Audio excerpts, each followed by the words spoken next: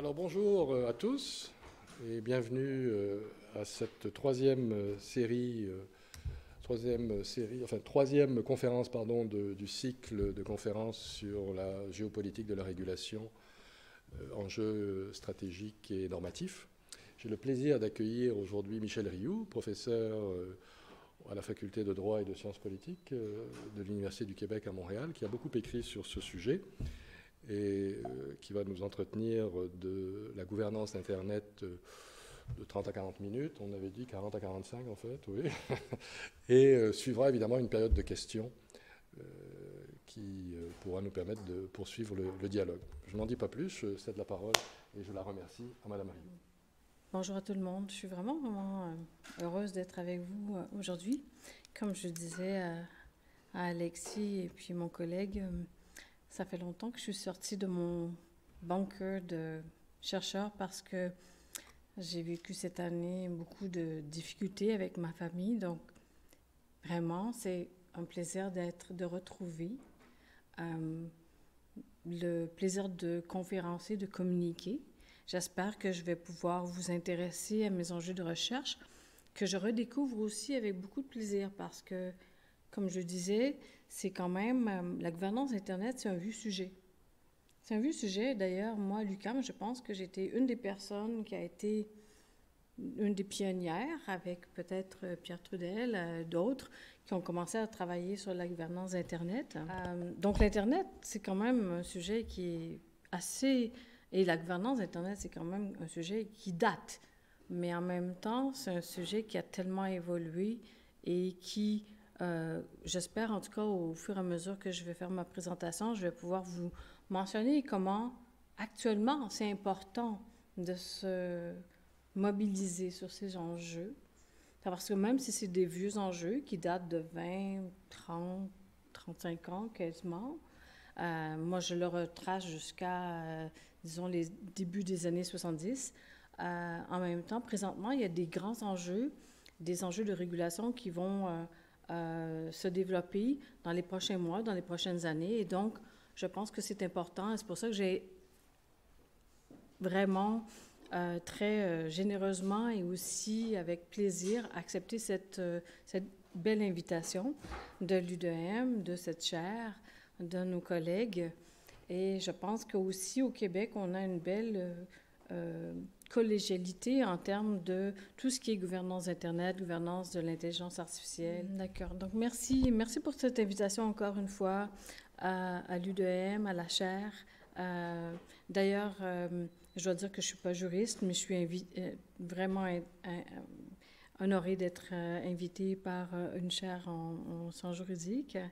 Moi-même, j'ai été, juste pour le disclaimer,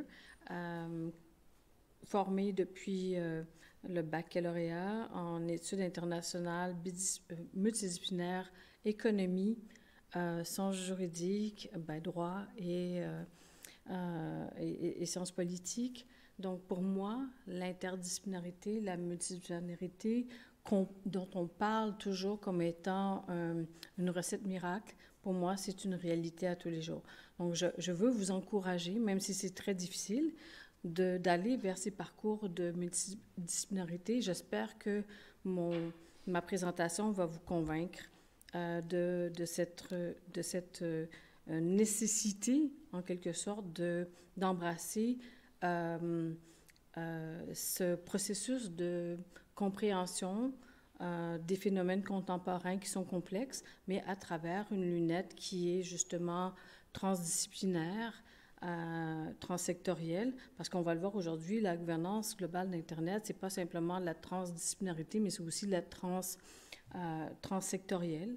On peut pas séparer les objets de droit, les objets de la science politique comme étant la politique de ceci ou de cela. Il doit avoir des interactions.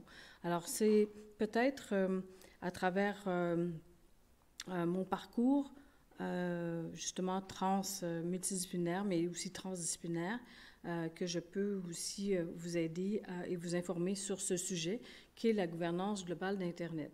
Donc, je fais partie du département de sciences politiques à l'UQAM, la faculté de sciences politiques et de droit.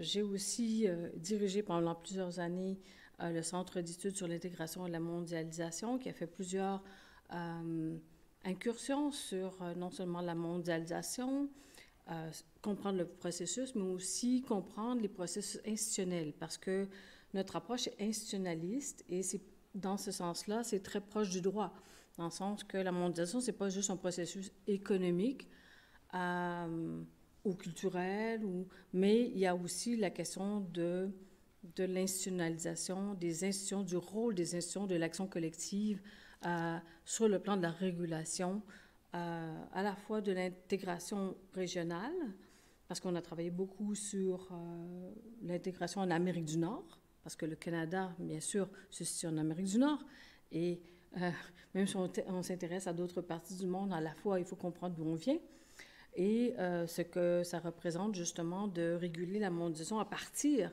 d'un territoire donné.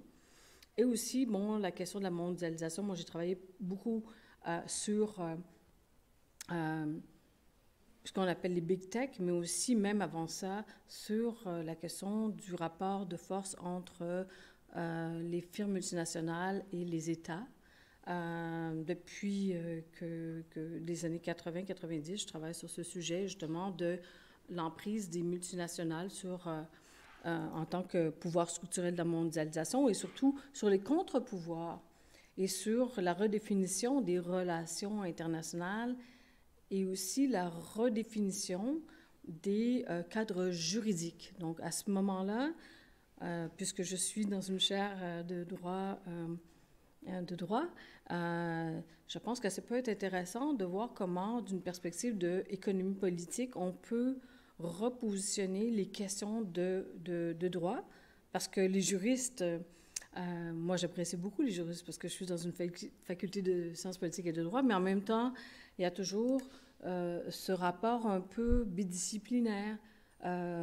Moi, j'ai toujours, puis je vais faire une blague, après ça, on va commencer la conversation plus spécifique sur mon sujet, mais Rémi Bachand ou François Roch, avec qui je collabore beaucoup, mais d'autres à la faculté de sciences politiques et de droit, on dit toujours, bah oui, les juristes, vous regardez les lignes, mais nous, en économie politique, en sciences politiques ou en économie, on regarde entre les lignes.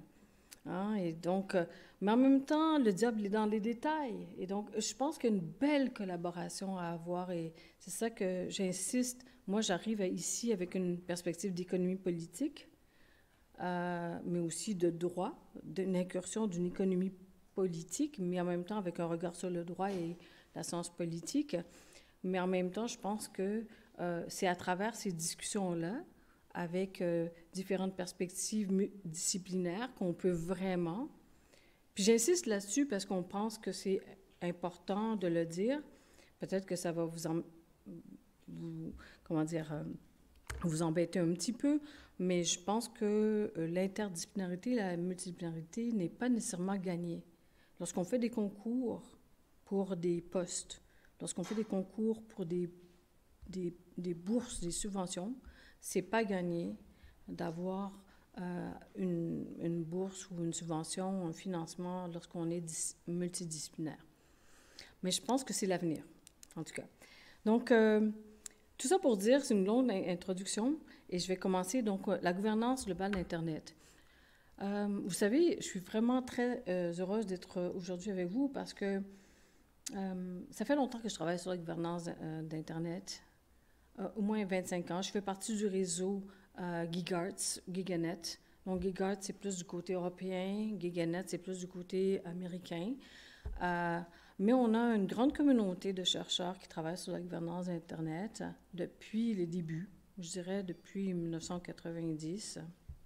Et donc, c'est une petite communauté. Beaucoup de, je dirais, des gens qui sont dans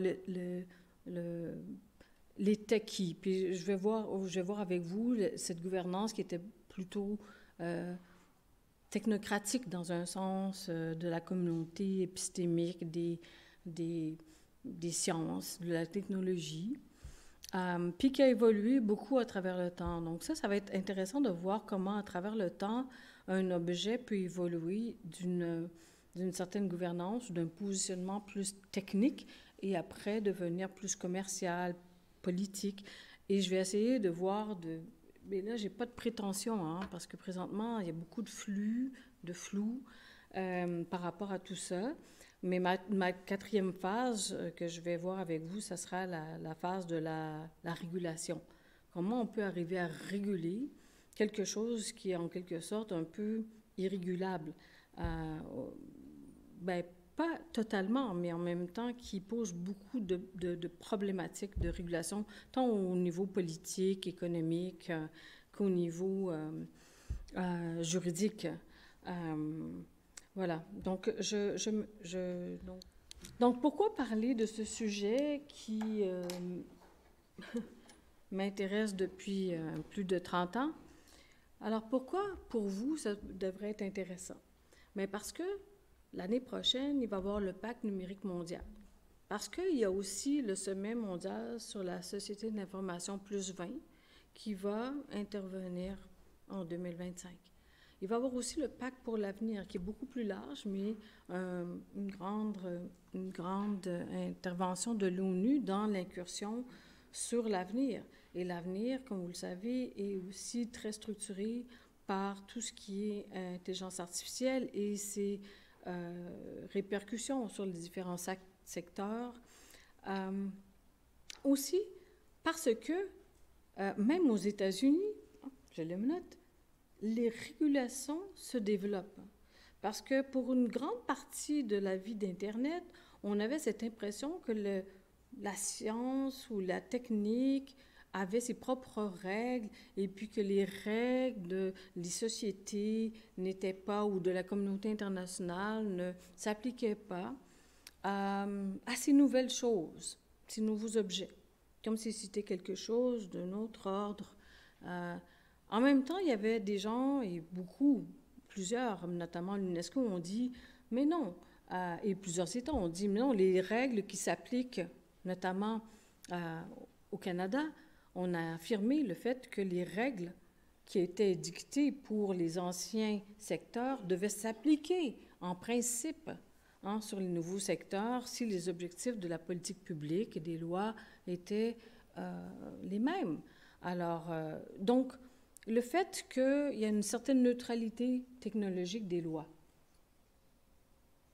Je veux tout de suite vous arrêter pour dire que la neutralité technologique des lois peut bien être affirmée en tant que discours, mais que la neutralité technologique des lois ne se réalise pas sans un effort extraordinaire d'adaptation technologique, scientifique, donc des cadres réglementaires. Et là, je ne suis pas sans intervenir en saluant le travail de Pierre Trudel, qui a fait tout ce travail sur la commission, le rapport Yale, sur l'adaptation des politiques publiques, des cadres juridiques au Canada, sur cette question, justement, de la réglementation des télécommunications et de la radiodiffusion, deux secteurs qui ont convergé pour brouiller les pistes, en quelque sorte. Hein? Je vais voir ça avec vous. Donc, les régulations se développent, mais de façon, je dirais, un peu... je dirais, à la fois, je voudrais féliciter tous les États qui se penchent sur les régulations du numérique, qui est un secteur en pleine évolution, qui va structurer l'avenir de nos sociétés, des individus, des sociétés en général, aussi des entreprises, de qui gagne, qui perd. Mais en même temps, je voudrais mentionner le fait que c'est assez disloqué en tant que processus. Même l'OCDE n'arrive pas à gérer une certaine convergence des efforts. La bonne nouvelle, c'est que les États-Unis, et je vais revenir plus tard là-dessus, ont décidé de tourner le dos à la non-réglementation, en chose qu'ils avaient, on va le voir, adopté depuis le début, c'est-à-dire la nouvelle technologie, c'est quelque chose d'innovant, il ne faut pas mettre de barrière à l'innovation. Bon, tout ça, ce sont des arguments qui ont été très percutants, Mais la représentante au commerce Thaï a nettement indiqué à l'automne dernier qu'elle tournait le dos et que les États-Unis tournaient le dos à ceci. Qu'est-ce que ça veut dire pour, par exemple, des pays comme le Canada ou d'autres qui veulent réglementer? C'est qu'effectivement, il y a un dialogue sur les schèmes de régulation qui sont acceptables ou non. Qu'est-ce qui va être éventuellement considéré comme une barrière ou comme une régulation acceptable au nom, je dirais, de l'intérêt public dans les sociétés qui ont le droit d'exister et qui sont des partenaires en bonne et due forme à des accords commerciaux qui se négocient et qui évoluent de plus en plus. Donc ça, c'est un autre élément. Et pourquoi aussi en parler maintenant, c'est que l'OMC, l'Organisation mondiale du commerce, n'a pas résolu cette question-là à la 13e ministérielle, mais quand même, du fait que la situation, la position des États-Unis a changé, et du fait que beaucoup de questions actuellement du commerce électronique, mais aussi de tout ce qu'on appelle plus généralement digital trade, le commerce numérique, qui, à ce que je comprends, en ce qui me concerne, est plus large que juste le commerce électronique. Mais là, je vais toucher un peu tout à l'heure à la question des classifications. Hein, il faut savoir de quoi on parle quand on parle à des juristes, n'est-ce pas? Qu'est-ce qui est dans quoi? Qu'est-ce qui est exclu? Bon, comment on négocie tout ça? Bon. Hein? Mais il y a quand même une certaine ouverture, je dirais, sur la question de l'OMC, la question de comment on négocie à l'OMC. Vous savez tous que le multilatéralisme est en crise, mais toute crise a une résolution, et toute crise, je dirais, quand on dit que le système est brisé, il y a aussi une résolution. Parce que quand le système n'est pas brisé, il n'y a rien qui change. Donc, c'est peut-être une bonne nouvelle en même temps qu'une mauvaise. Ça reste quelque chose, en tout cas, qu'on pourrait discuter dans la discussion. Aussi, pourquoi en parler maintenant? Parce qu'il y a des rivalités géoéconomiques et géopolitiques, bien sûr. Il y a des politiques industrielles, des politiques commerciales qui se mettent en place actuellement. Comment tout ça, ça va se placer dans la négociation, dans la diplomatie économique commerciale, ça ne va pas être évident. Mais en même temps, il y a de réelles, je dirais, remises en cause d'un certain modèle économique qui, en ce qui me concerne, ne me satisfaisait même pas. Ça ne suffit pas de dire, en tout cas, on va pouvoir y revenir, mais le modèle de la Chine n'est peut-être pas satisfaisant, mais le modèle des États-Unis promu au niveau multilatéral depuis certaines années, 1980, n'était pas nécessairement convaincant non plus.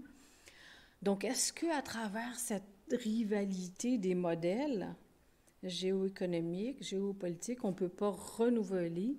Donc, c'est un défi, mais en même temps, je pense que c'est aussi une opportunité pour réfléchir sur comment... j'en parlais à des étudiants aujourd'hui à l'université. Toile de fond, la grève, et donc il arrive 3 étudiants qui veulent parler de la géopolitique.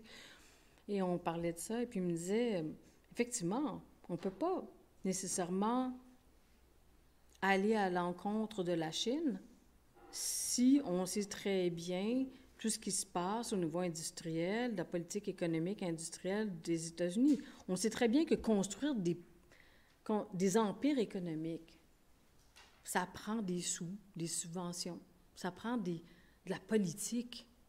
C'est pas juste des intérêts individuels qui s'affrontent.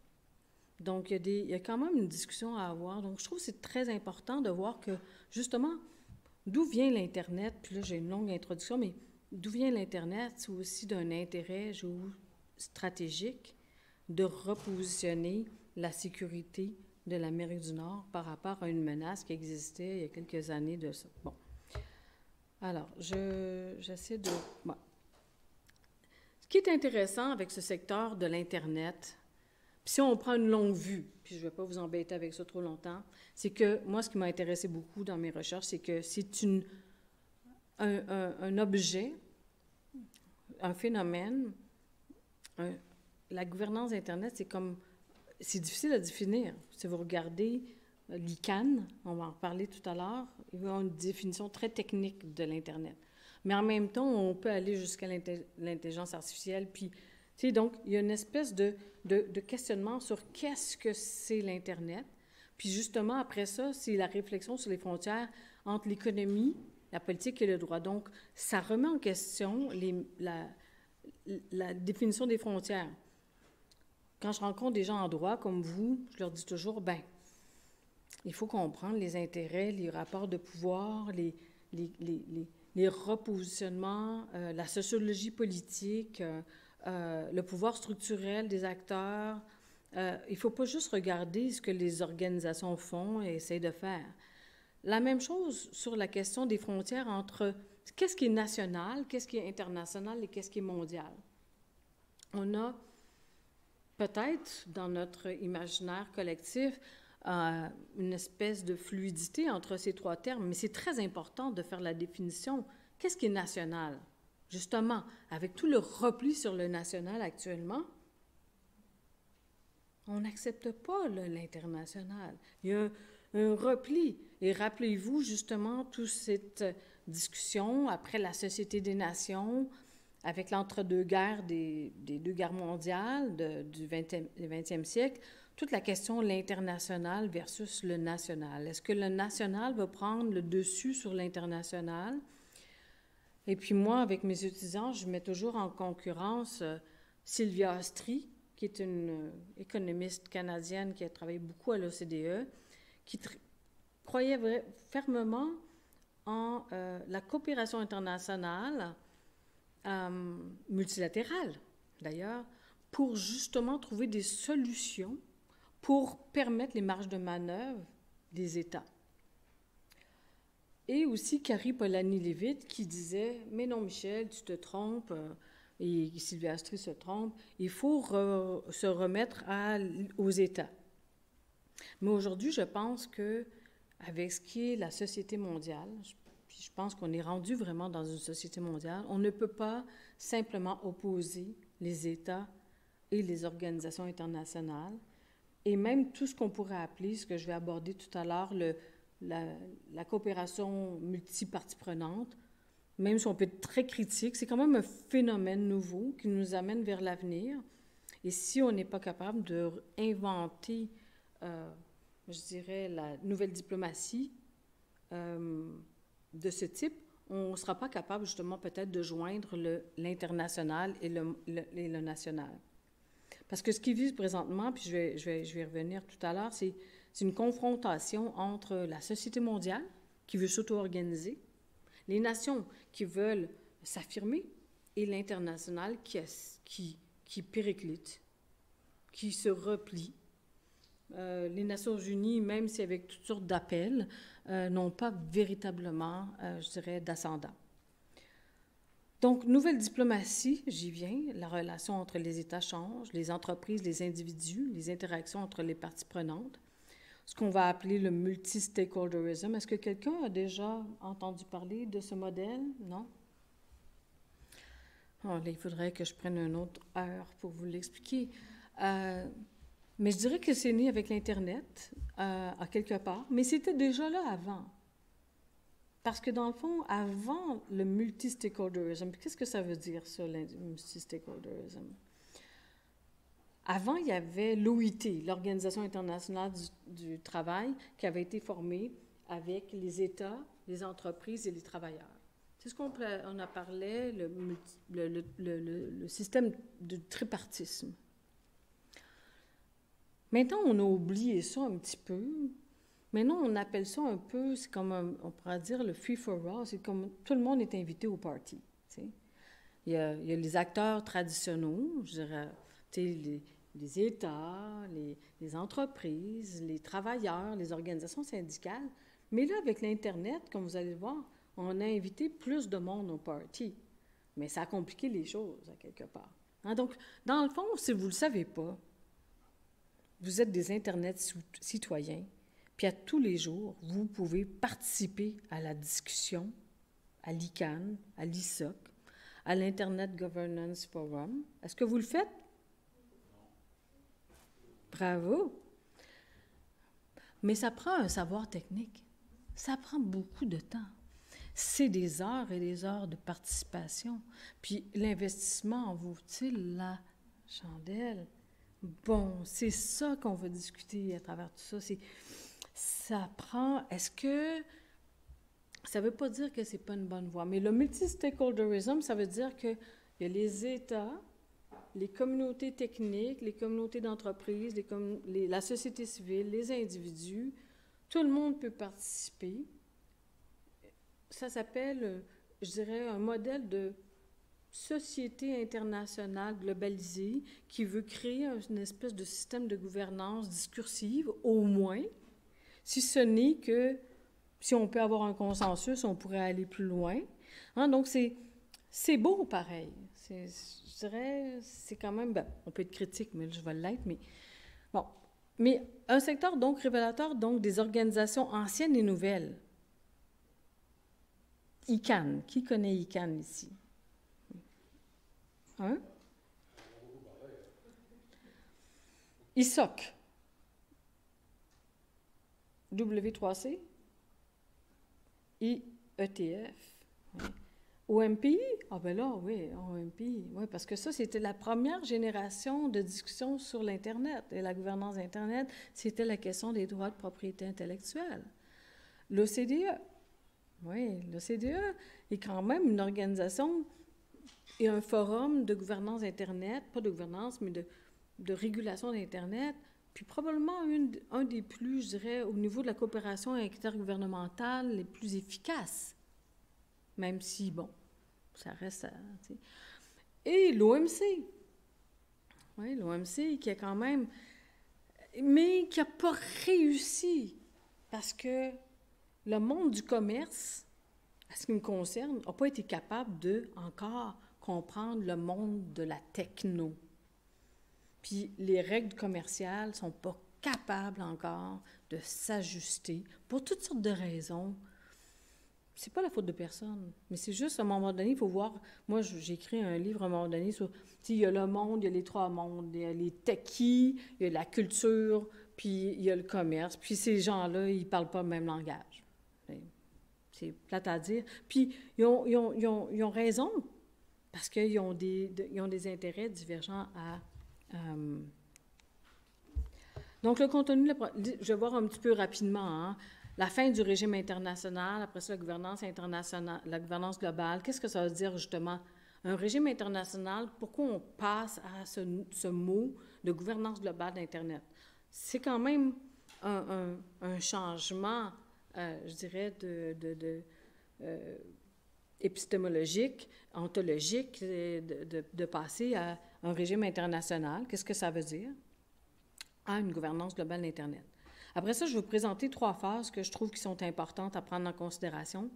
Je vais aborder la question de du nouveau modèle de diplomatie, les questions en suspens, puis le futur proche ou lointain, dépendamment de comment on peut être, je dirais, optimiste ou non.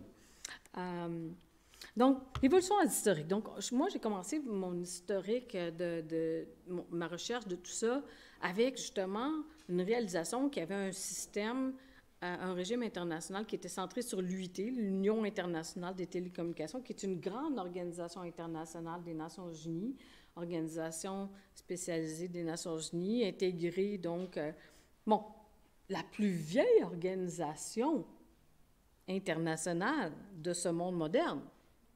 Hein? Genre 150 ans, quand même pas rien.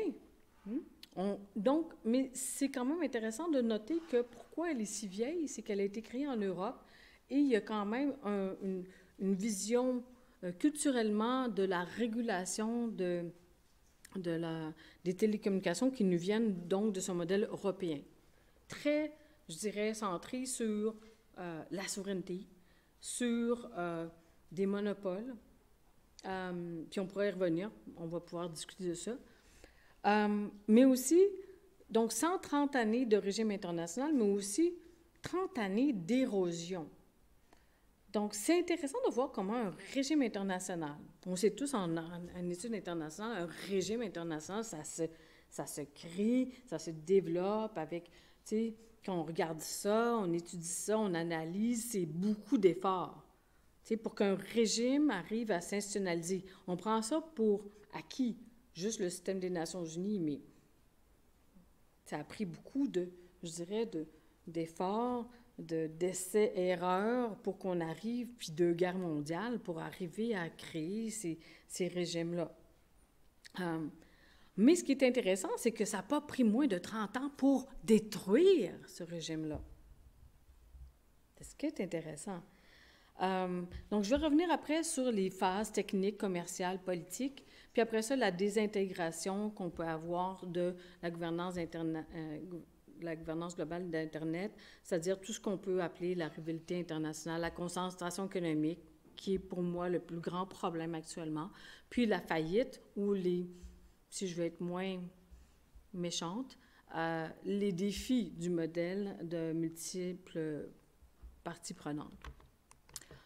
Donc, quand on parle du réseau international de télécommunications, on parle de quoi? On parle de ce modèle qui s'est cristallisé autour de l'Union internationale des télécommunications, qui est un modèle beaucoup inspiré des Européens, qui était un réseau public ou privé réglementé. Pourquoi privé réglementé? C'est qu'ils ont fait des exceptions au fur et à mesure pour intégrer plus d'États qui étaient contre un réseau public avec des entreprises publiques, des monopoles publics qui étaient sous la responsabilité des ministères, gouvernements.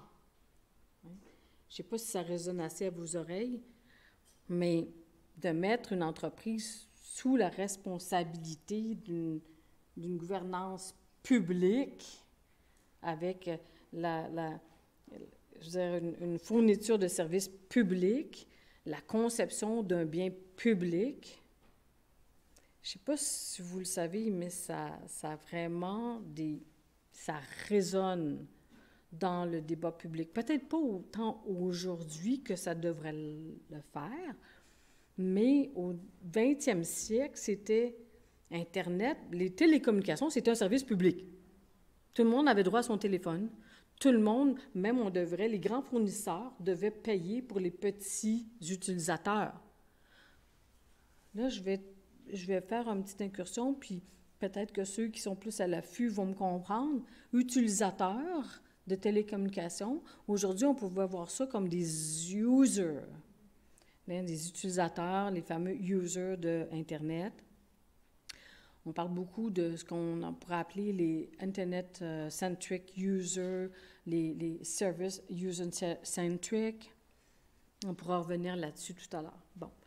Mais là, je suis encore dans mon ancien... les réseaux nationaux. C'était des réseaux nationaux. On construisait des réseaux nationaux. On n'était pas dans la grande discussion, là. Hein? Moi, j'appelle ma mère en Pologne, mon cousin en Corée, whatever. Non, on était dans des réseaux nationaux et on privilégiait. Puis ça coûtait cher d'appeler à l'étranger. Parce que c'était plutôt les grands utilisateurs qui le faisaient. Donc, on trouvait que c'était important de dire qu'on allait subventionner les communications locales avec une taxe sur les communications des grands utilisateurs qui étaient les grandes entreprises ou les gens qui étaient riches, bon, qui étaient internationalisés. Souveraineté, oui, mais gestion des interdépendances. Moi, vous avez tellement... Qui a parlé ou vu, analysé ou étudié la notion d'interdépendance dans cette salle? Tout le monde? Non? Oui? Bien, l'interdépendance. L'interdépendance, c'est une théorie en relations internationales qui dit que, justement, pourquoi les pays coopèrent? Bien, il y a deux réponses. Un, il y a des coûts à la non-coopération. C'est quoi? Bien, premièrement, les rivalités, les guerres, etc. Puis l'inefficacité, notamment par rapport à des enjeux globaux comme l'environnement. On ne peut pas penser qu'on peut... Donc, la non-coopération, bien, ça fait en sorte qu'il y a des coûts à ça. Mais il y a aussi des avantages à la coopération, c'est-à-dire que si on se met ensemble, bien, peut-être qu'on peut régler le problème de la fiscalité des big tech, hein, ce qu'on essaie de faire à l'OCDE, puis avec des efforts. Mais donc, l'interdépendance, c'est quoi? C'est que il n'y a pas juste des intérêts nationaux qui se confrontent dans le monde, c'est qu'à un moment donné, on fait tous partie de la même chose. Mais aujourd'hui, et ça, je vais en parler tout à l'heure, on est plus que dans l'interdépendance. Parce que c'est pas juste qu'est-ce que l'État étranger fait, mais c'est aussi qu'on fait partie de la société mondialisée, puis que dans le fond, c'est pour ça que les États ne sont pas, malheureusement, les seules parties de la réponse au problème actuel, c'est qu'ils font partie du problème en même temps. Ils se font concurrence. Ils se font concurrence. Ils veulent, puis pour toutes les bonnes raisons, souvent, hein, assurer des débouchés, etc. Mais ça veut dire qu'on n'est pas dans une simple interdépendance, on est dans une interconnexion. Puis ça, pour les jeunes, vous savez, c'est quoi? On est interconnectés. On est interconnectés. On n'est pas juste interdépendant, c'est-à-dire ce que le fait un, ça nous influence. C'est que, à la minute près, ce qu'on fait, on construit une société mondiale ensemble. Surtout avec l'intelligence artificielle, on va pouvoir en reparler aujourd'hui, mais ça devient de plus en plus incroyablement important de comprendre ça. Mais à l'époque, on avait dit, il n'y a pas de commerce, pas de concurrence. Est-ce que vous savez que ça serait impossible d'inventer ça si on avait encore ce régime international des télécommunications? Ça ne serait pas possible. Parce qu'à l'époque, on n'avait pas de commerce, pas de concurrence. Pourquoi? Parce que sur le plan économique, des économistes avaient dit, c'est pas possible. Même les États-Unis, en 1932, ont dit, on va rejoindre le Cercle des Nations à l'UIT, à l'Union internationale des télécommunications, pour dire, la concurrence, ça ne peut pas marcher. Pourquoi? Interconnexion, interopérabilité. Ça, c'est des mots qui résonnent dans votre tête, n'est-ce pas? Quand vous avez un instrument, un outil, whatever, un service, vous voulez être capable de vous connecter puis que ça soit seamless. Hein? Il n'y a pas de problème à se connecter. Les opérateurs, ils vont s'assurer que tout ça, ça fonctionne normalement. Mais dès 1920, 1930, il y avait des problèmes, même avant ça. Donc, le service téléphonique, comme la plupart des réseaux dans économie de réseau, étaient considérés comme des monopoles naturels. Donc, il n'y avait pas nécessairement la robustesse de la concurrence. Puis, dans le fond, les États-Unis ont revendiqué, pour rentrer dans l'UIT à l'époque, l'exceptionnalisme des États-Unis, c'est-à-dire, on va avoir un monopole, mais ça ne sera pas un monopole public. Ça sera un monopole réglementé, mais privé. Mais l'accord implicite, c'était qu'il y avait un monopole naturel.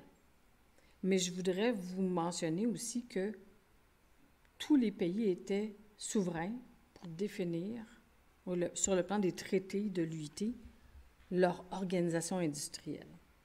Donc, il n'y avait rien qui disait que vous devez assurer ou non le monopole ou la concurrence ou quoi que ce soit. Donc, je vais essayer d'aller vite maintenant. Le point déclencheur, la grande révolution.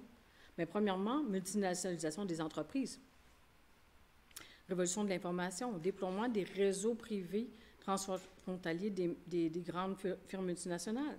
Les grandes multinationales ont eu besoin, à un moment donné, de se créer, si vous regardez la finance ou l'automobile, etc., ils ont créé ces flux d'informations et ils devaient transiter par l'UIT et les accords, etc.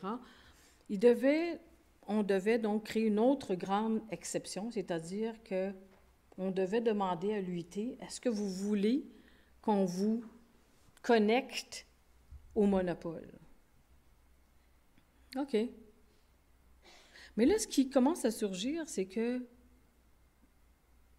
la concurrence est plus importante que le monopole.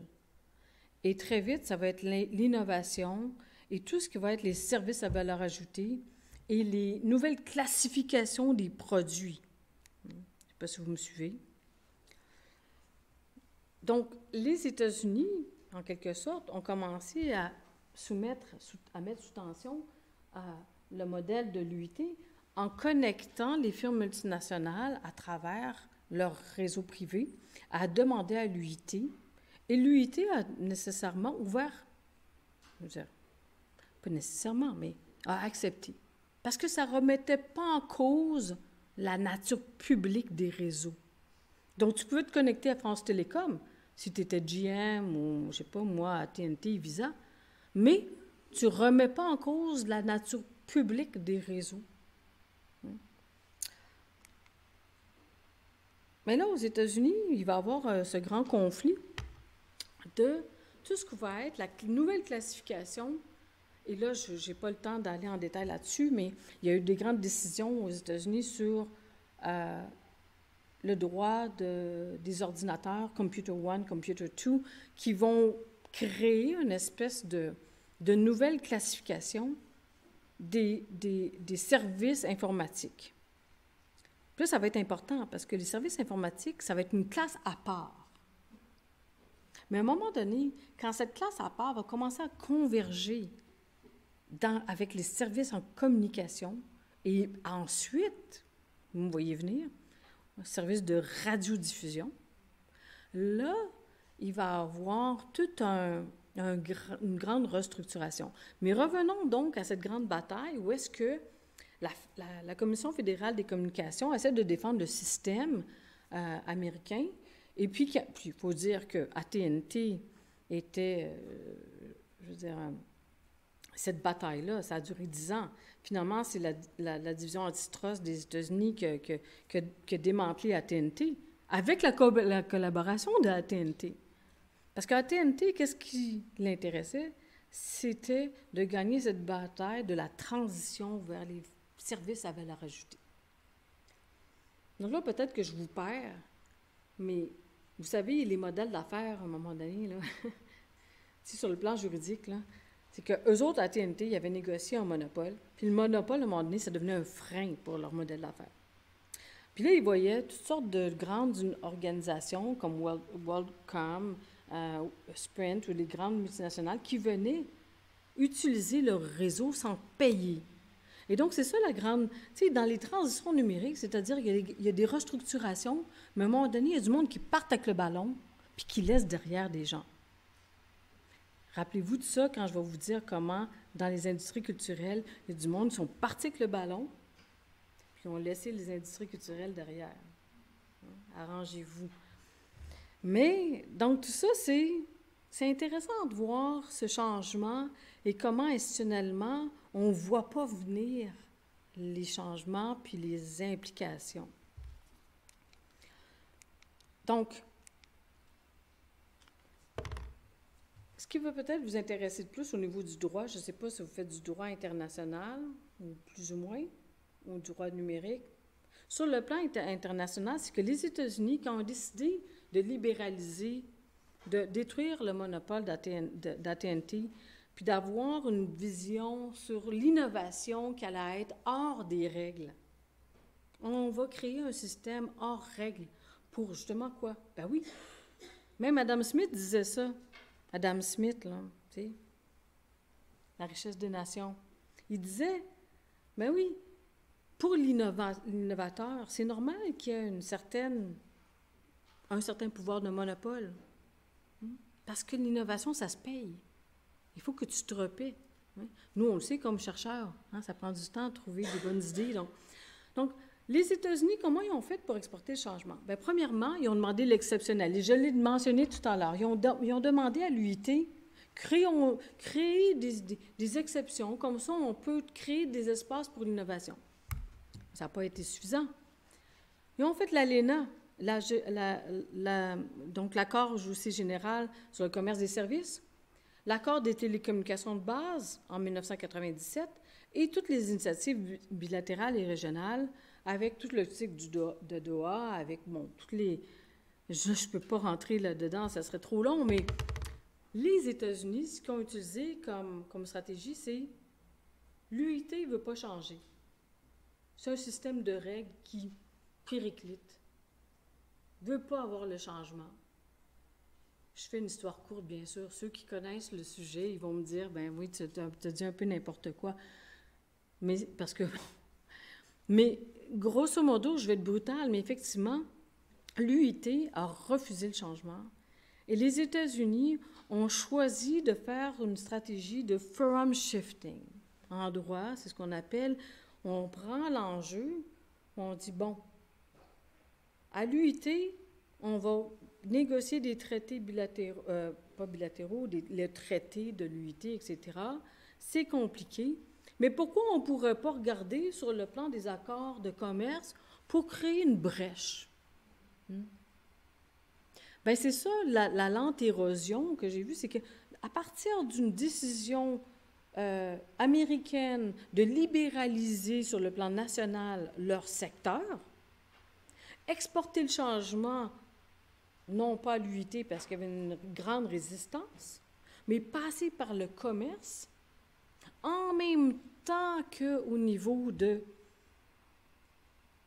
l'Internet, il y avait une explosion du commerce électronique dans les années, je dirais, la fin des années 90, début 2000. C'est là qu'on a vu l'effervescence potentielle que personne n'avait vue, hein, je dois le dire.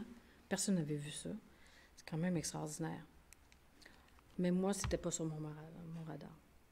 Donc, ce qui est arrivé, c'est que l'UIT a dû reconnaître qu'elle avait manqué le train de la mondialisation du secteur, en ouvrant sur les nouveaux secteurs, en laissant aller les nouveaux secteurs dans le commerce.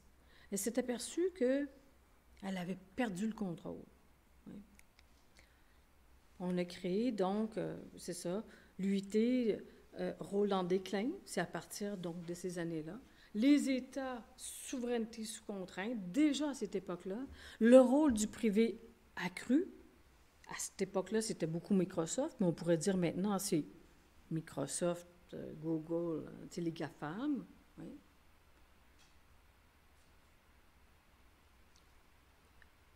Aussi, bon, je ne vais pas rentrer là-dessus parce que c'est trop compliqué.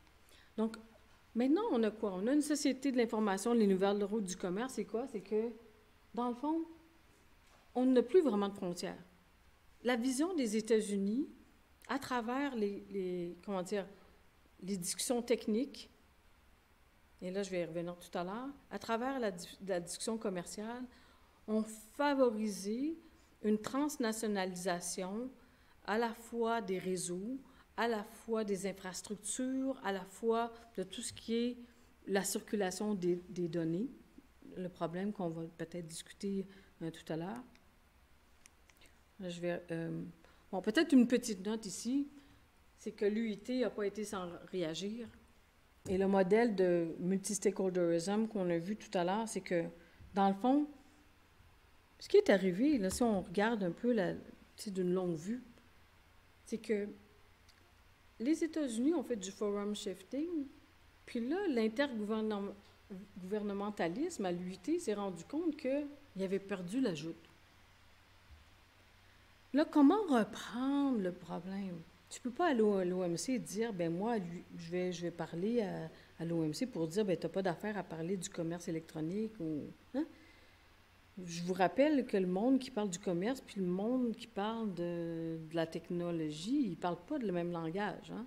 Donc, il y a ce dilemme-là, cette non-communication-là qui fait en sorte que, comment on fait pour faire un dialogue justement à ce qu'on appelle les netheads et puis les bellheads, c'est-à-dire les gens qui sont habitués de gérer des réseaux de télécommunications nationaux, etc., les monopoles, et puis eux autres, les netheads, qui sont les Google de ce monde, les GAFA, qui sont les barbares, selon M. Saunier, qui dit les barbares.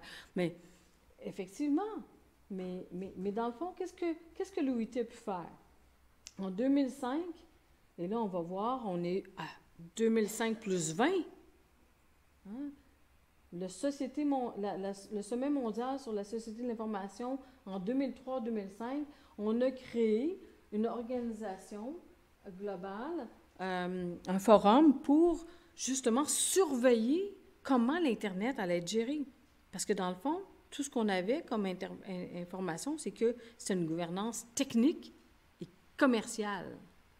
Comment l'intergouvernemental et les démocraties allaient pouvoir réintégrer la discussion. Bon, on va revenir là-dessus. Donc, les 3 phases, là, je vais aller rapidement. Technique, commerciale, politique, régulation. Technique. Ouais, premièrement, tout le monde sait que Postal et la communauté des World Wide Web donc, ont créé un grand annuaire téléphonique qui est l'annuaire d'Internet. Hein? Donc, avant, vous avez un téléphone avec un numéro. Maintenant, vous avez une adresse IP avec Postal qui a fait le gros travail. Puis c'est là que s'est jouée la grande joute entre le gouvernement américain et l'UIT. Puis Postal a été finalement... Bon, ça a été compliqué, cette histoire-là, mais finalement a opté pour une gouvernance avec l'ISOC et l'ICANN. Donc, finalement, ça a été une communauté épistémique qui s'est créée avec une forte tendance technique. Puis les techniques, je ne sais pas s'il y a des gens qui connaissent la technique d'Internet, là, puis l'intelligence artificielle actuellement. Il y a des gens là, qui détiennent un savoir, une littératie numérique, que c'est pas tout le monde qui détient. Donc, il y a quand même quelque chose là qui est très, très fort, puis qui perdure. D'ailleurs, hier, j'ai regardé le Internet Forum d'Internet qui disait justement que le multi-stakeholderism devait perdurer parce qu'il fallait préserver la nature technique de la gestion des noms de domaine. Ça, c'est Postal et l'Internet Society. Eux autres, ils sont sur la gestion technique. Je ne veux pas aller trop vite parce que je ne veux pas vous perdre, mais cette gestion technique n'est jamais technique. Parce que moi, j'ai travaillé beaucoup sur le déterminisme technologique en relations internationales et en économie politique. Puis je peux vous dire que oui, il y en a un certain déterminisme technologique. C'est-à-dire que, comme dirait Lawrence Lessig, hein, qui est un juriste éminent, « Code is law », mais « code is not the law ». Tu sais, dans le sens où est-ce que si on veut que le code soit là, il faut laisser le code être la loi. C'est comme Adam Smith qui dit « le marché fait la loi ». Oui, mais il faut quand même libéraliser le marché. Il faut inventer le marché pour que le marché existe. C'est la même chose avec... C'est la loi de la technologie. Il faut lui laisser la place. Il faut la... Comment dire?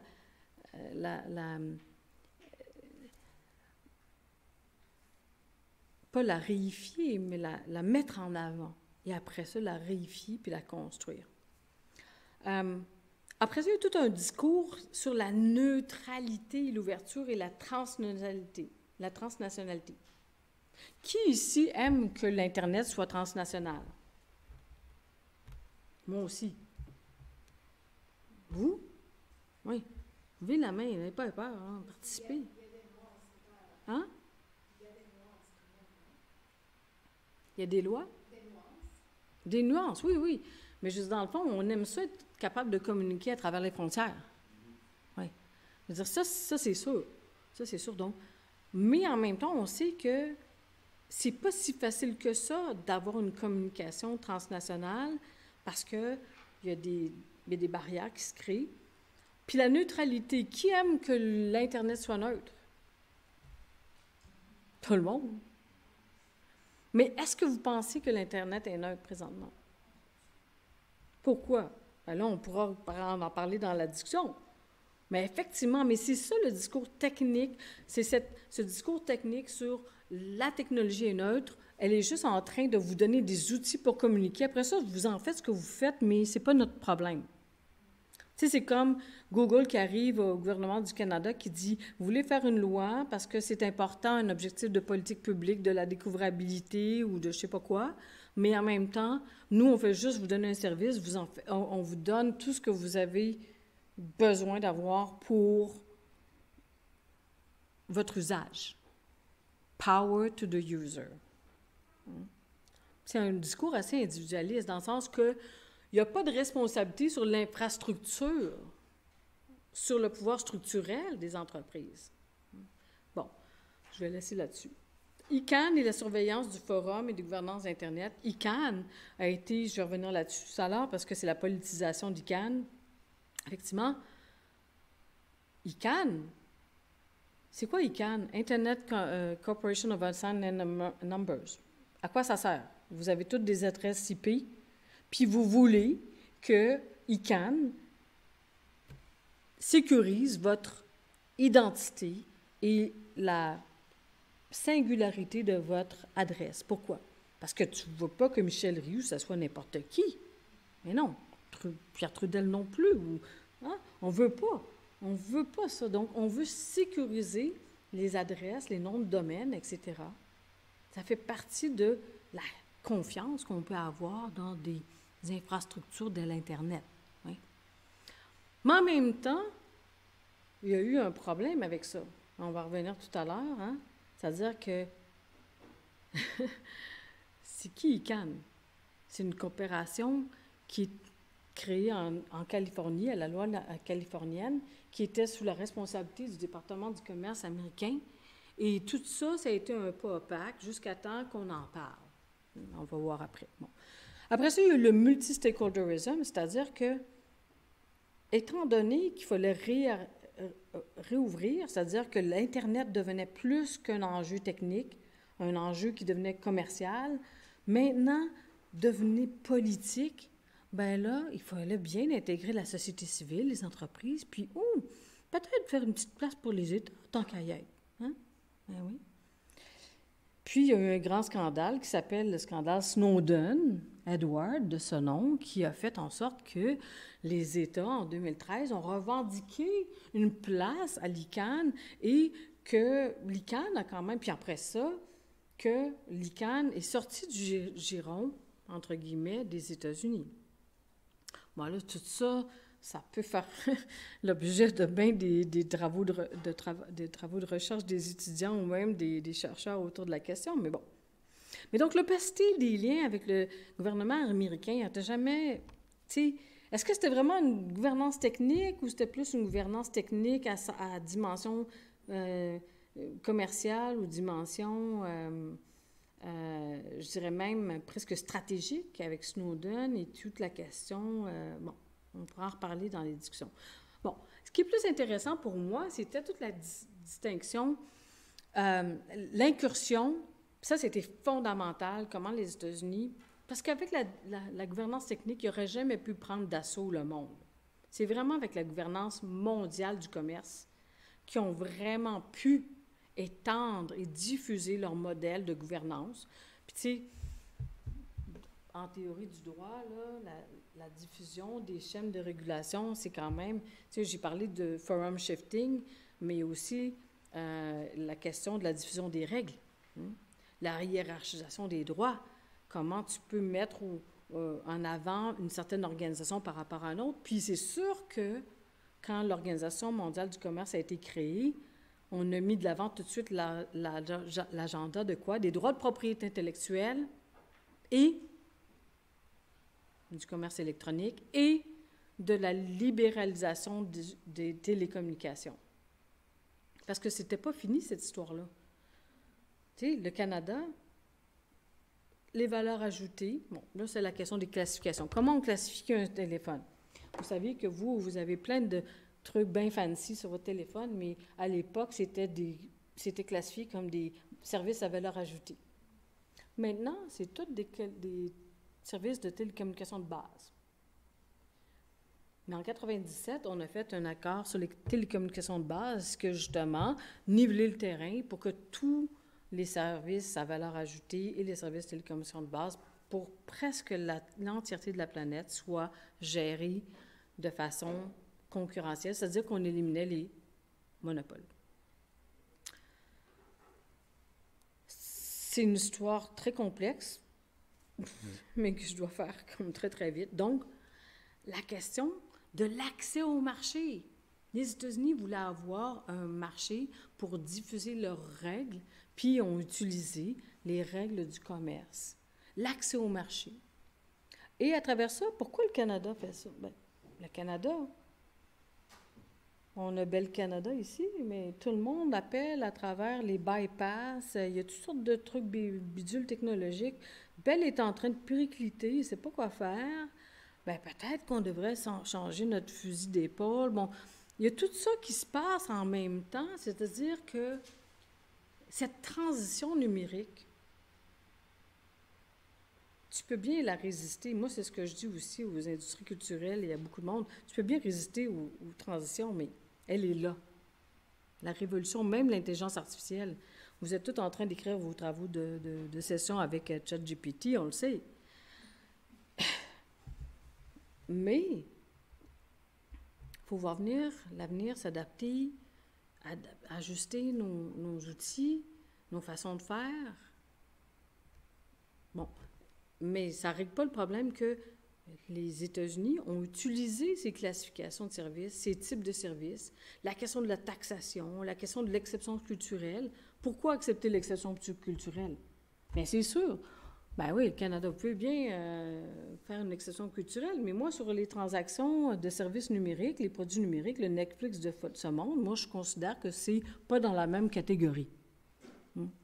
Ils ont fait ça, ils ont argumenté ça. Je pense que je ne suis pas la seule dans la salle à le savoir. Mais aussi, moi, ce qui m'intéresse beaucoup, c'est la surveillance des marchés. Présentement, on a 5 big tech qui contrôlent le monde, quasiment. Puis qu'est-ce qu'on a comme schème de régulation pour agir comme contre-pouvoir? Moi, je l'aime, Apple. J'achète les bidules Apple. J'ai rien contre ça. J'ai un ordinateur Apple. J'en ai même 2. Mais c'est une question, à un moment donné, de questionnement de contre-pouvoir face à une concentration économique, surtout à l'aube des grands changements qui vont apparaître avec l'intelligence artificielle. On va en parler tout à l'heure. Bon. Maintenant, passons à deuxième temps de la gouvernance d'Internet, gouvernance politique qui émerge. Affaire Snowden, j'en ai parlé tantôt. Cambridge Analytica. La désinformation et le fake news. On sait qu'au Canada, on est en train d'avoir des lois par rapport à la C-18, par rapport à ça. La vie démocratique et le débat public, excusez-moi. La polarisation est plutôt qu'un village global. Bien, comme McLuhan nous l'a dit, bien, on se retrouve avec des tribus, finalement. T'sais. Je vais vous dire tout à l'heure, j'espère que je vais avoir un peu de temps, parce que je vois que le temps passe, mais dans mon projet de recherche sur la découvrabilité, on voit qu'il y a un enfermement de l'utilisateur, non seulement une exploitation de l'utilisateur, l'Internet citoyen, l'utilisateur, consommateur d'Internet, mais c'est l'Internet citoyen là, dont on parle. On lui tire ses données, puis on lui renvoie quoi? Bien, une bulle, une chambre d'écho qui le restreint et qui l'enferme dans ses opinions, dans son idéologie. En tout cas, on va revenir tout à l'heure. C'était plus pour la discussion. Donc, je pense que puis je suis passée vite sur la régulation d'Internet, c'est-à-dire qu'à l'UIT, il y a eu tout un remue-ménage en 2013, la guerre froide d'Internet. Et je pense aussi, si vous regardez, je ne veux pas élaborer là-dessus, mais même ICANN a intégré la participation de plus en plus grande des gouvernements. Donc, je pense que la phase de la gouvernance d'Internet qui est plus politique et, je dirais, le sursaut des États qui se réveillent pour se s'approprier, en quelque sorte, des enjeux qu'ils découvrent, hein, de sécurité nationale, en même temps de... Donc, je pense que ça, c'est depuis 2013. Hein. Donc, la gouvernance technique. Gouvernance commerciale, c'était la fin des années 90. Technique, c'était dans les années 80. Puis maintenant, politique depuis 2013. Mais je dirais qu'on est plutôt, puis ça, c'est peut-être une phase un petit peu moins déprimante, ou peut-être plus, je ne sais pas, on pourrait en discuter. Mais on est peut-être dans une phase, donc une quatrième phase. Ça, c'est pour compléter un peu tu sais, vous m'aviez interpellé par rapport à un article que j'avais écrit sur les 3 phases de la gouvernance Internet. Puis je dirais qu'on est peut-être dans une quatrième phase.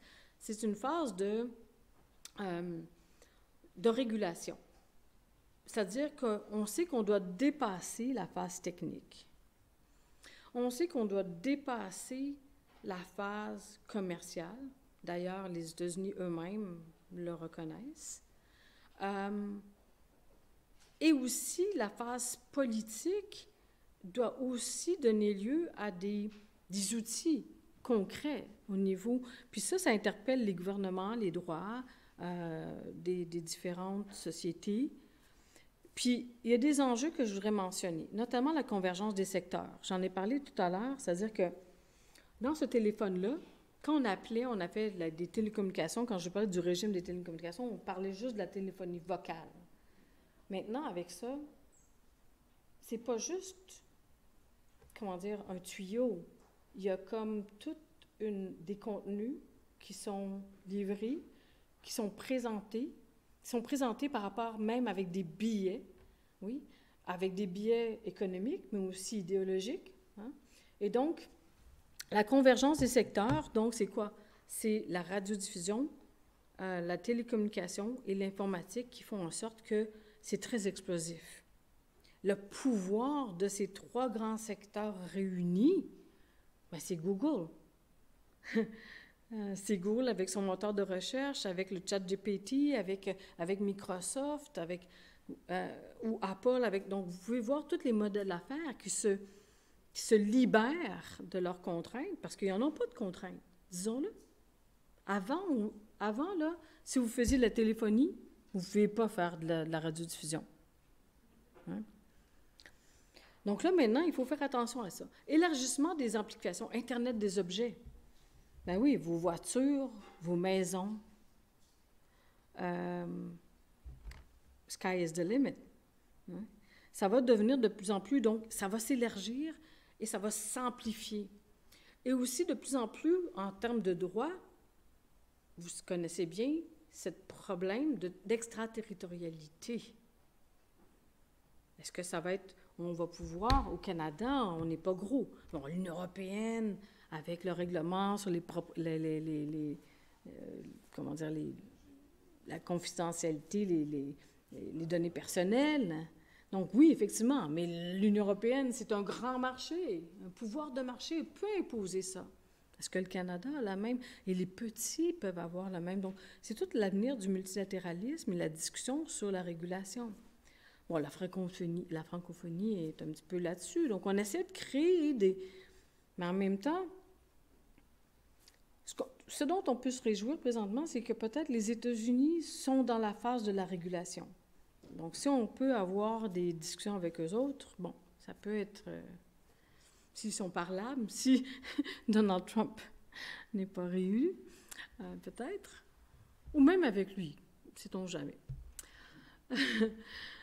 La rivalité technologique, bon, j'en ai pas parlé beaucoup, mais effectivement, on est dans une régulation présentement où est-ce que, qu'est-ce qui est acceptable en termes de politique industrielle?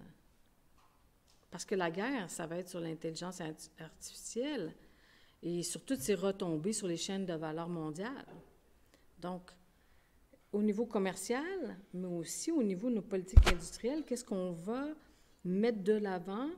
Puis, est-ce que ça va se faire au détriment de nos partenaires? Bon, là, au Canada, on est bien content qu'avec les États-Unis, on est dans un accord commercial nord-américain qui fait en sorte qu'on est à l'abri de ça. Mais les Européens, ils ne sont pas si sûrs de ça. Donc, il y a des luttes. Puis, bon, la Chine, effectivement. Les biais et les discriminations, nous, on travaille beaucoup là-dessus. Je vais revenir là-dessus très rapidement tout à l'heure. Qu'est-ce qui est un bien public et un bien privé? Ça m'étonne toujours, présentement, le ChatGPT puis le moteur de recherche de Google, ce sont presque des biens publics, mais il y a une rationalité privée. Donc, ça nous amène justement à réfléchir sur ce binôme. Dans le fond, est-ce qu'on pourrait avoir peut-être une vision nuancée? Mais en tout cas, la réintermédiation, vous savez, l'Internet, c'était toujours dématérialisation, désintermédialisation, on défaisait tout. Mais je dois vous dire que présentement, avec les moteurs de recherche, les plateformes, la plateformisation, bon, les GAFAM, ce sont de réels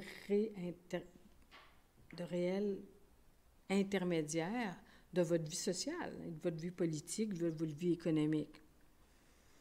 Ça, c'est quelque chose qu'on a du mal à concevoir sur le plan économique, politique et juridique.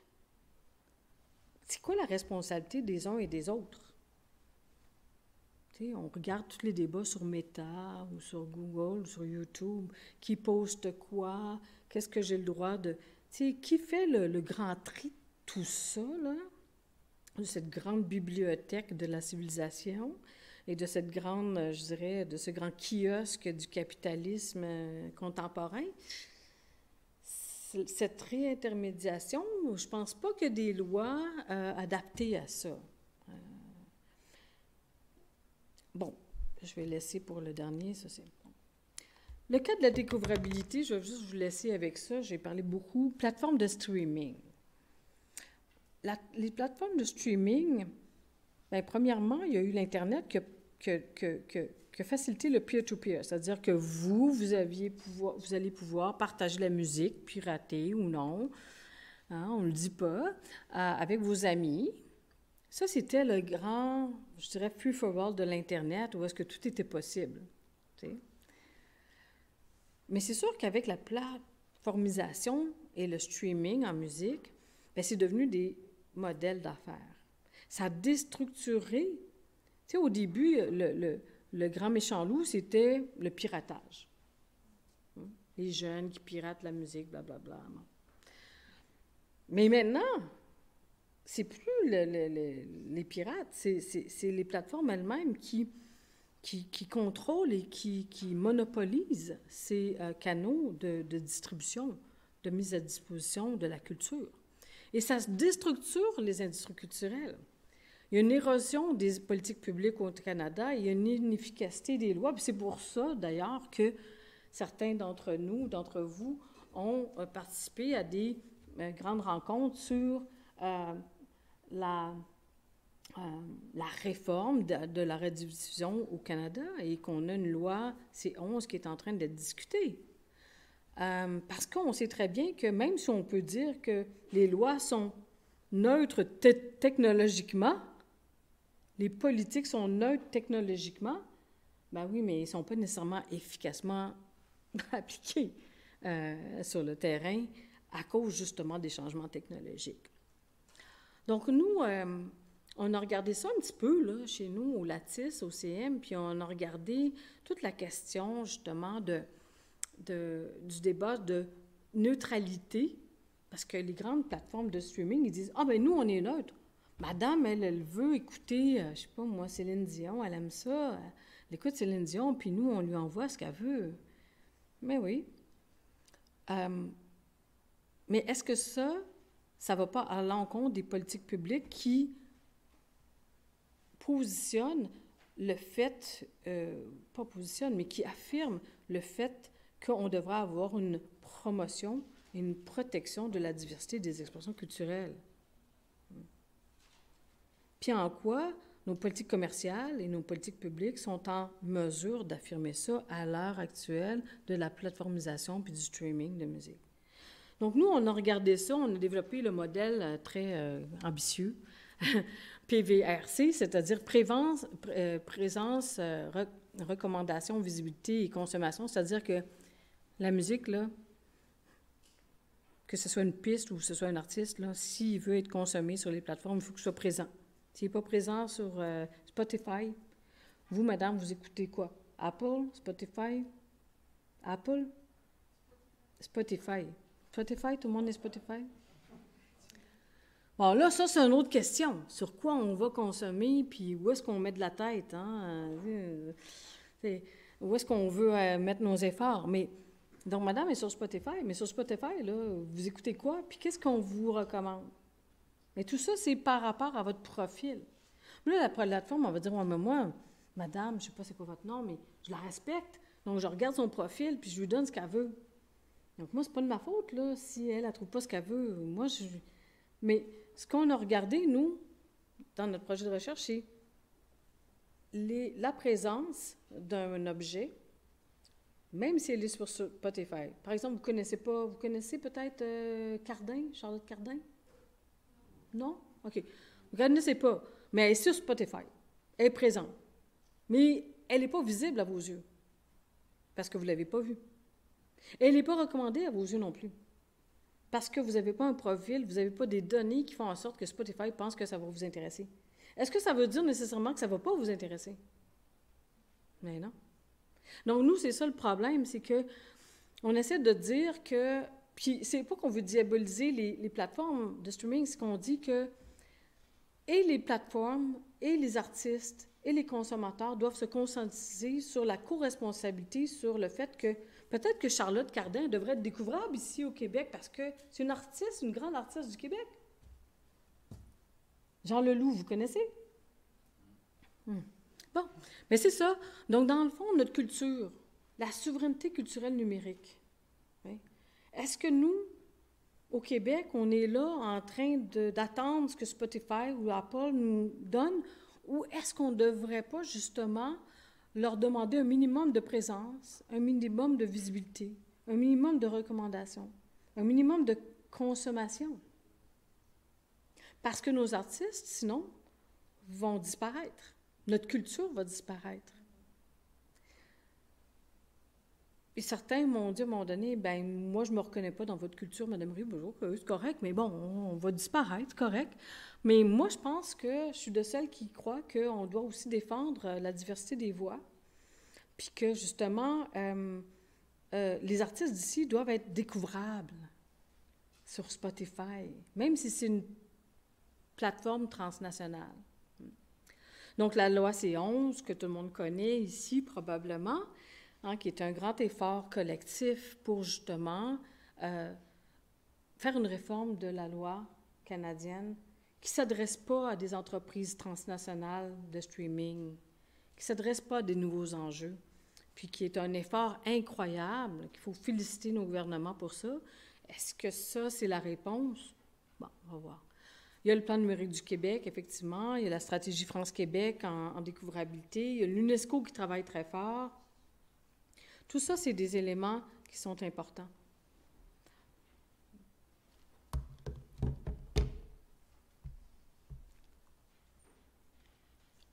Je vais laisser faire ça. Donc, dans le fond, je vous laisserai avec les futurs proches. Politique américaine, le SMSI 2024, Pacte du numérique, Sommet du futur. Donc, si là, ça vous est moindrement intéressé, ce que j'ai dit aujourd'hui, ben, vous allez vouloir suivre les dossiers suivants. Elle, c'est Mme Tai. Elle s'occupe de la politique américaine, commerciale américaine. Puis elle a annoncé que US drop digital trade demands at WTO to allow room for stronger tech regulation. Ça, c'était quand même en 2023, octobre 2025. Ça veut dire une chose, c'est que depuis au moins que moi, j'étais sur le banc d'école comme vous, les États-Unis n'ont jamais dit ça. Donc ça, c'est une nouvelle majeure qui fait en sorte que les États-Unis, qui étaient toujours un ennemi par rapport à cet enjeu-là, de la régulation des techs, peuvent être des alliés éventuellement.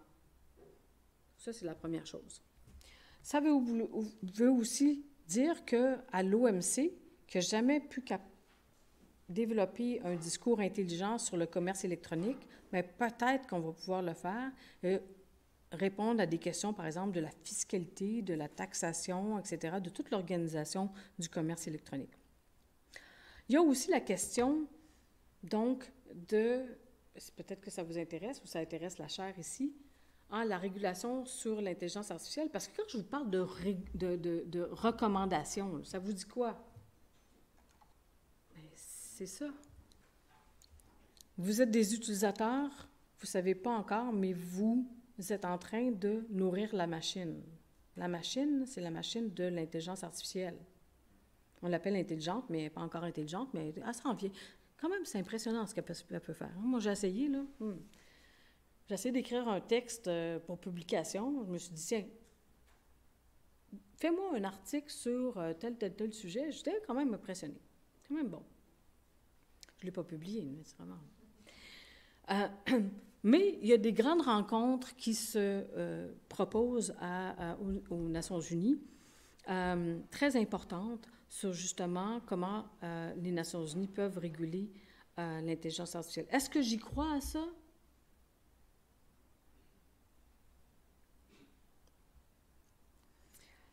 Pas vraiment. Parce que là, il faudrait que j'intervienne pendant toute une heure sur le multi-stakeholderism, sur le fait que, justement, les Nations Unies n'ont pas vraiment d'influence sur l'Internet. C'est peut-être une quête d'influence. Peut-être que c'est un appel que je vous fais par rapport à si peut-être vous prenez ça au sérieux, puis que vous poussez les gouvernements et les organisations internationales, peut-être que ça peut arriver.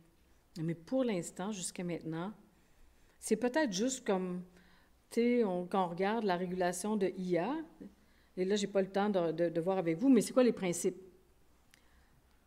L'autorégulation, l'inclusion, le développement durable, la transparence. On est tous d'accord avec ça.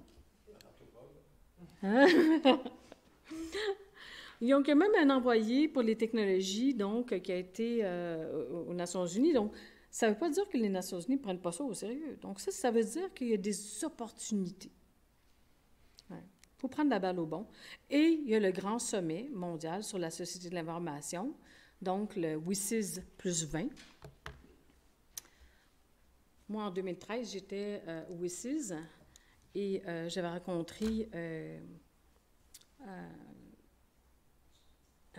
la tête de l'Union internationale des télécommunications. Puis dans ce temps-là, s'organisait le Net Mondial au Brésil. Il y avait une tractation. Depuis ce temps-là, écoutez, mon intérêt aujourd'hui, pourquoi j'ai accepté l'invitation, c'est que je suis en train de faire une étude sur où en est le modèle du WSIS actuellement. Où en est le modèle du multi-partie prenante? Toute cette intégration depuis, écoute, à chaque année, à l'UIT, on invite des gens pour discuter de la société de l'information. L'intégration aussi de toute la question de la gouvernance de l'ICANN à travers le Forum global sur l'Internet. Mais ce modèle-là n'a pas véritablement, à mon sens, puis là, je peux répondre à vos questions si vous voulez que j'aille en détail avec ça, mais répondu aux attentes.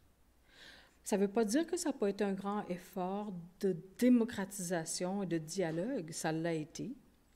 Je pense que ça a été très important, mais je pense qu'avec les débats actuels sur les enjeux très importants de concentration économique, du futur de la civilisation avec l'intelligence artificielle, je pense qu'on a besoin d'efforts beaucoup plus grands, peut-être un G7 sur cette question-là, beaucoup plus qu'un effort de multiples parties prenantes. Je pense que ça prendrait un petit peu plus de détermination. Ouais. Parce que les problèmes actuels, il me semble que... Donc, c'est ça, les acteurs, voici les acteurs de la gouvernance Internet. C'est ce qu'on trouve sur Internet quand on regarde... Ça vous impressionne? Ce qui est impressionnant, ce que je trouve, c'est que tout est mis à plat. On n'a rien par rapport à la hiérarchisation des normes là-dedans, la légitimité des acteurs. Par exemple, est-ce que les organisations internationales et les États sont plus importants que les organisations non gouvernementales, que les groupes d'Internet opérateurs, que la société d'Internet? Il n'y a aucune discussion sur qui a préséance, qui a plus d'influence.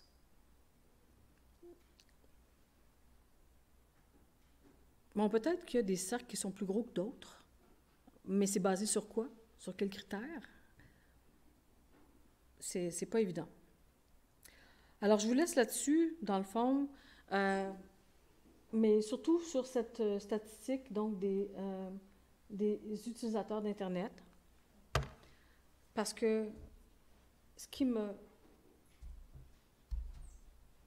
impressionne depuis le début de mes études sur l'Internet et la gouvernance d'Internet, c'est justement le fait qu'on place toujours les utilisateurs au centre.